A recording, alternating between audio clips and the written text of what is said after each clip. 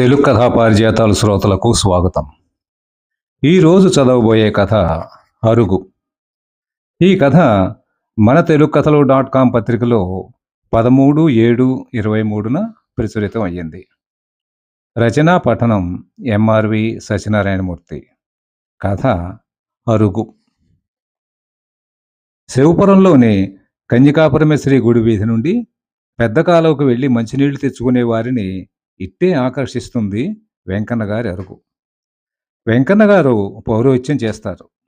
తండ్రి గంగాధరం గారిచ్చిన 5 ఎకరాల పొలం జాగ్రత్తగా వ్యవసాయం చేస్తూనే పౌరోహిత్యం కూడా చేసుకుంటున్నారు. ఆయన ఇల్లు నాండ్రవారి సందులో ఉంటుంది. కానీ రోడ్డు మీద ఉన్న చిన్న పెంకుటింట్లో 4 ఆవుల్ని మేపుతూ ఉంటారు. ఈ ఇల్లు కూడా ఆయనదే. ఆవుల కోసం కొన్నారు. ఈ పెంకుటింటికి వీధి వైపు గుమ్మం ఉండదు. సందులోనే గుమ్మం ఉంటుంది. కానీ వీధివైపు 15 అడుగుల పొడవు, 4 అడుగుల వెడల్పుతో పెద్ద అరుగు ఉంటుంది.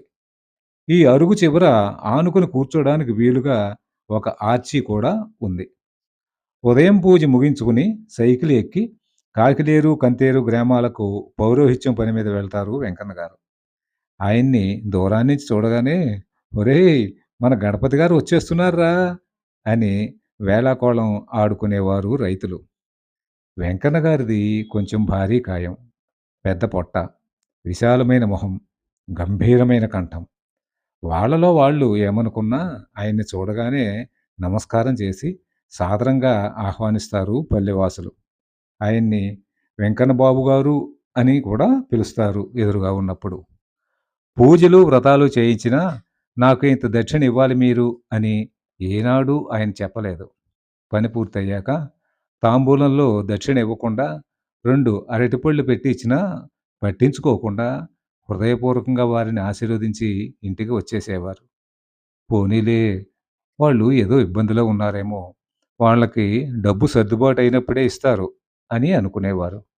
మిగతా పురోహితులు ఈ విషయంలో ఆయన్ని విసుక్కునేవారు. నువ్వు ఎక్కడో అమాయకుడిలా ఉన్నావయ్యా. దీపం ఉండగానే ఇల్లు చక్కబెట్టుకోవాలి. పని అవగానే 4 డబ్బులు తీసుకోవాలి. అంతేగాని వాళ్ళే ఇస్తారు అని అనుకుంటే రోజులు గడవద్దు అని హితవు పలికేవారు. చూడండి, భగవంతుడి దయ వలన నాకు 5 ఎకరాల పొలం ఉంది. పాడావులున్నాయి. అవి సరిపోతాయి నా కుటుంబానికి. ఎదుటివాడు బాధపడుతూ ఇచ్చిన డబ్బు మనకి శ్రేయస్కరం కాదు అని బదులు చెప్పేవారు అల్పసంతోషి వెంకన్న గారు. చిన్నపిల్లల మనస్తత్వం అయింది. సాయంకాలం వేళల్లో అరుగు మీద కూర్చుని దారి వెంట వెళ్ళే చిన్నపిల్లల్ని పిలిచి తన పక్కనే పెట్టుకున్న సంచిలోంచి నిమ్మతొనలు బిళ్ళలు వాళ్ళకిచ్చేవారు. వాళ్ళు అవి తింటూ ఆనందంగా వెళుతూ ఉంటే చూసి చాలా సంతోషపడేవారు. వెంకన్న గారికి చాలా కాలానికి కానీ పిల్లలు కలగలేదు. అప్పుడు చెల్లెలు పిల్లాడిని తెచ్చి పెంచుకున్నారు. ఆ తర్వాత కొంతకాలానికి ఒక అబ్బాయి, ఒక అమ్మాయి కలిగారు. మేనల్లుడిని తన దగ్గరే పెట్టుకుని చదువు చెప్పించి పెద్దవాడిని చేశారు. సాయంత్రానికి సబ్బెళ్ల పుల్లారెడ్డి, చేట్రాది వీరన్నాయుడు, కాకిలేరు రామారావు వెంకన్న గారి అరుగు మీదకు చేరేవారు. ఊళ్ళో విషయాలన్నీ అక్కడ చర్చకు వచ్చేవి. అదే సమయంలో ఎవరైనా ముహూర్తాల కోసం వస్తే ఆయన లోపలికి వెళ్ళి వారి పని చూసి మళ్ళీ వచ్చి అరుగు మీద కూర్చునేవారు. అరుగు చివర కుర్చీలా ఉన్న చోటు ఆయనదే. అక్కడ ఎవరూ కూర్చునేవారు కాదు. రాత్రి 7 గంటలు కాగానే అరుగు దిగి లోపలికి వెళ్ళిపోయేవారు వెంకన్న గారు. తిరిగి వచ్చేవారు కాదు. అప్పుడు అరుగు మీద చర్చలు వేరే రకంగా ఉండేవి. ఊళ్ళో పేకాటలు ఎక్కడ జరుగుతున్నాయి, ఎవడు ఎంత పోగొట్టుకున్నాడు అన్నీ చర్చకు వచ్చేవి. ఏమయ్యా వీరయ్యనాయుడు, మొన్న కోడిపందేల దెబ్బ మీద పేకాడుతున్న వాళ్ళ కోసం పోలీసులు వచ్చారంటగా, ఏం జరిగింది? సిగరెట్ వెలిగించి అడిగాడు సబ్బెళ్ళ పుల్లారెడ్డి. భలేవారే రెడ్డి గారు, ఆళ్ళు పోలీసులు కాదు అన్నాడు వీరన్న నాయుడు. సిగరెట్ గట్టిగా దమ్ములాగి, మరి ఎవరు? ఆసక్తిగా అడిగాడు పుల్లారెడ్డి. మన జమీందారు గారి స్కూల్లో 10వ తరగతి చదువుతున్న పిల్లలు స్కౌట్ డ్రెస్ వేసుకుని లాఠీలు పుచ్చుకుని వెళ్ళారంట. దూరాన్నించి వాళ్ళని చూడగానే పోలీసులు అనుకుని డబ్బులు, పేక ముక్కలు అక్కడే వదిలి పారిపోయారంట వాళ్ళు. మన పిల్లకాయలు ఆ డబ్బులు తీసుకుని సాయంకాలం పాలకొల్లు వెళ్ళి లీలామహల్‌లో 'ఇంటివోడు' సినిమా చూసొచ్చారంట. అది సంగతి. చెప్పాడు వీరన్నాయుడు. అమ్మో! పిల్లగాళ్ళు చదువుకోకుండా ఈ పనులేమిటి? దురంతం కాకపోతే అన్నాడు పుల్లారెడ్డి. 8 అవ్వగానే నాయుడు, పుల్లారెడ్డి ఎవరి ఇళ్ళకి వాళ్ళు వెళ్ళిపోయేవారు. అప్పుడు రెండో బ్యాచ్ అరుగు మీద చేరుతుంది. ఇది పూర్తిగా కుర్ర బ్యాచ్. వెంకన్న గారి గోశాల పక్కనే ఉన్న డాబాలో ఉంటున్న సుబ్రహ్మణ్యం గారి అబ్బాయి రామం, వెంకన్న గారి మేనల్లుడు పేర్రాజు, రైస్ మిల్ గుమస్తా రామచంద్రరావు గారి అబ్బాయి సుధాకరు, పూజారి సుబ్రహ్మణ్యం, భూమి తనఖా బ్యాంక్ మేనేజర్ గారి అబ్బాయి చంద్రశేఖరం, దీక్షితుడు గారి మనవడు రామకృష్ణ.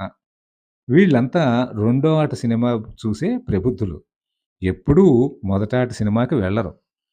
భోజనాలు చేసి వెంకన్న గారు అరుగు మీద చేరి సినిమాల గురించి, ఊళ్ళో రిహార్సల్ వేస్తున్న నాటకాల గురించి, లక్ష్మీ సిస్టర్స్ రికార్డింగ్ డ్యాన్సు ఎక్కడెక్కడ జరుగుతోందో వాటి గురించి ఎక్కువగా మాట్లాడుకుంటారు. 11 దాటాక గాంధీ బొమ్మల సెంటర్ దగ్గర ఎస్వి రెడ్డి కిళ్ళి కొట్టుకు వెళ్ళి నారింజ క్రష్ తాగి వస్తారు. వర్షాకాలం అయినా సరే నారింజ క్రష్ తాగి రావాల్సిందే.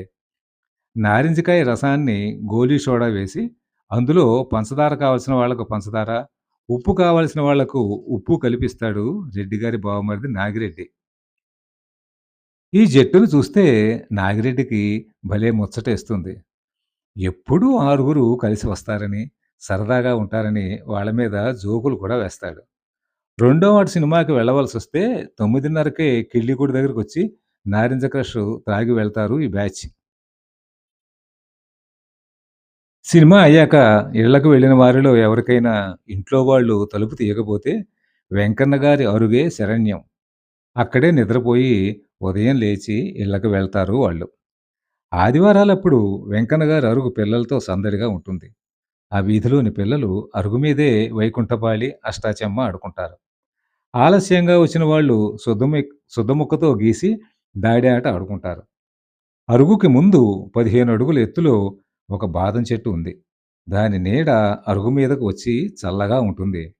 వెంకన్న గారు కూడా అరుగు దగ్గరకొచ్చి పిల్లలందరికీ నిమ్మతొనలు ఇచ్చి కాసేపు వాళ్ళతో మాట్లాడి లోపలికి వెళ్ళిపోతారు.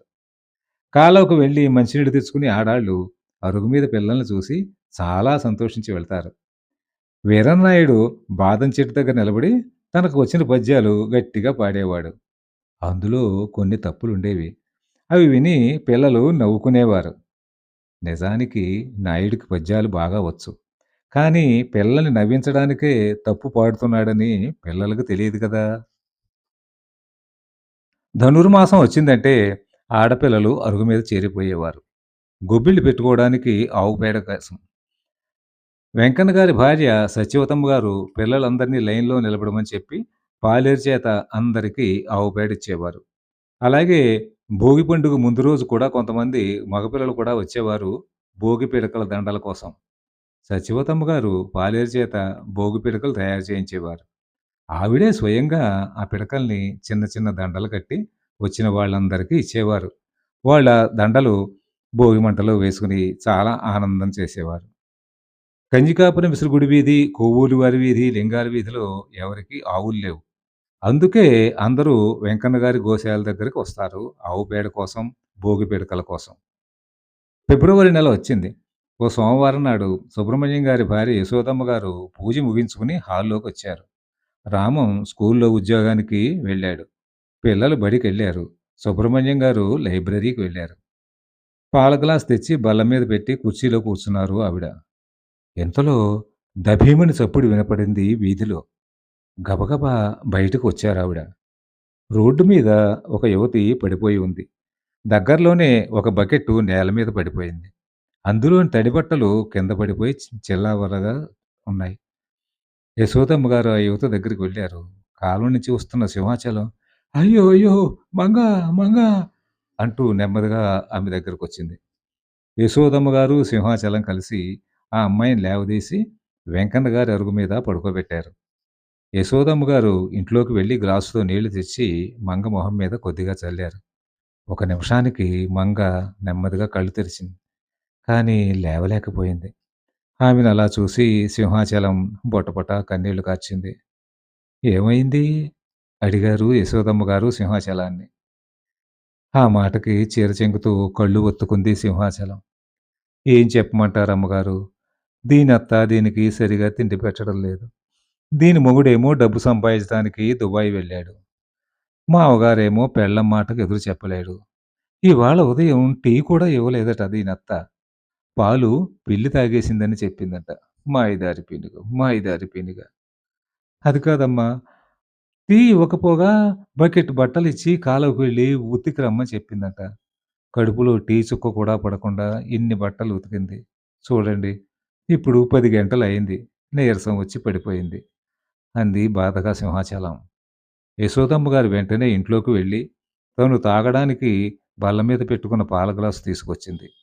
సింహాచలం మంగని నెమ్మదిగా లేపి కూర్చుండబెట్టింది. యశోదమ్మ గారు పాల గ్లాసు మంగ మూతి దగ్గర పెట్టి, తాగమ్మా అంది. మంగ నెమ్మదిగా కళ్ళు తెరిచి పాలు తాగసాగింది. అప్పుడు చూసింది సింహాచలం యశోదమ్మ గారిని. ఆవిడ ఇంకా మడిబట్టతోనే ఉన్నారని. అమ్మగారు, మీరింకా మడిబట్టతోనే ఉన్నారు. ఇలా బయటకొచ్చేశారు. కళ్ళు పెద్దవి చేసి ఆశ్చర్యంగా అంది సింహాచలం. యశోదమ్మ గారు ఏమీ మాట్లాడలేదు. నెమ్మదిగా మంగకి పాలు తాగించసాగింది. 2 నిమిషాలకి మంగ పాలు తాగడం పూర్తయింది. మంగ కొద్దిగా కుదుటపడింది. యశోదమ్మ గారిని చూసి కంగారు పడింది. కొంచెం పక్కకు జరగబోయింది. యశోదమ్మ గారు వారించారు. "చూడు మంగా, కాసేపు విశ్రాంతి తీసుకో. నీరసం తగ్గుతుంది" అన్నారు ఆప్యాయంగా.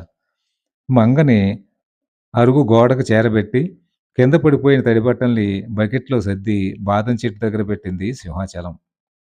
మంగ మొహానికి పట్టిన చెమటని తన చీర చెంగుతో తుడిచారు యశోదమ్మ గారు.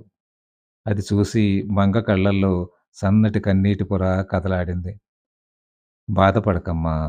పరిస్థితులు అవే చక్కబడతాయి. ధైర్యంగా ఉండు" అన్నారు యశోదమ్మ గారు అనునయంగా. "అమ్మగారు, మీరు మడిలో ఉండి కూడా వచ్చి నాకు సాయం చేశారు.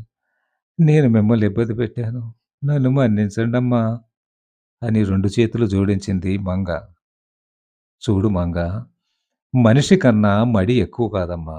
ఆచారం కొంతవరకే. కానీ అది మూర్ఖంగా, అసహాయ స్థితిగా ఉండకూడదు. అన్నిటికన్నా ముఖ్యం మానవత్వం. అది లేనప్పుడు మనిషితనానికి అర్థమే ఉండదు" అన్నారు గంభీరంగా. 5 నిమిషాలు విశ్రాంతి తీసుకున్నాక ఇద్దరూ యశోదమ్మ గారికి దండం పెట్టి, బట్టలు ఉన్న బకెట్లు తీసుకుని ముందుకు కదిలారు. యశోదమ్మ గారు నెమ్మదిగా లేచి తన ఇంట్లోకి వెళ్ళారు. కాలగర్భంలో 30 ఏళ్లు గడిచాయి. వెంకన్న గారు, సత్యవతమ్మ గారు చనిపోయారు. వెంకన్న గారి అబ్బాయి సుబ్రహ్మణ్యం ఆవులు ఉండే గోశాల తీసేసి 2 అంతస్తుల బిల్డింగ్ కట్టాడు. అతను పౌరోహిత్యం చేస్తున్నాడు. అతని కోసం వచ్చే వాళ్ళతో ఆ బిల్డింగు సందడిగా ఉంటుంది. అయితే కాలువకెళ్ళేవారు అరుగుతో ఉన్న తమ తీపి గుర్తులు, మధురమైన జ్ఞాపకాలు తలుచుకుంటూ ముందుకు సాగుతున్నారు ఎప్పటికీ. కథ సమాప్తం. కథ నచ్చితే లైక్ చేయండి, షేర్ చేయండి, సబ్స్క్రైబ్ చేయండి. ధన్యవాదాలు.